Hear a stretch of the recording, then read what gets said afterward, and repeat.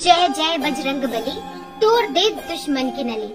आज राम भक्त श्री हनुमान जी একটা দারুণ স্টোরি তোমার সাথে শেয়ার করছি। যদি বন্ধু হয় তাহলে সুদামার মতন, আর যদি ভক্ত হয় তাহলে শ্রী হনুমানজির মতন। একবার মা সীতা স্নান করে উঠে মাথায় সিঁদুর পরছিলেন।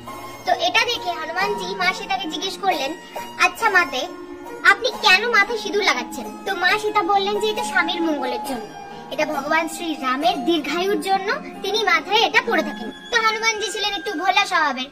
তিনি মনে মনে ভাবলেন যে সীতা মা যদি এতটুকু মাথায় সিঁদুর লাগান এবং তাতে যদি ভগবান শ্রী রামচন্দ্রের দীর্ঘায়ু হয়, তাহলে যদি আমি সারা গায়ে সিঁদুর লাগাই তাহলে তো ভগবান শ্রী রামচন্দ্রের আরো দীর্ঘায়ু হবে, ওনার তো আরো কল্যাণ হবে।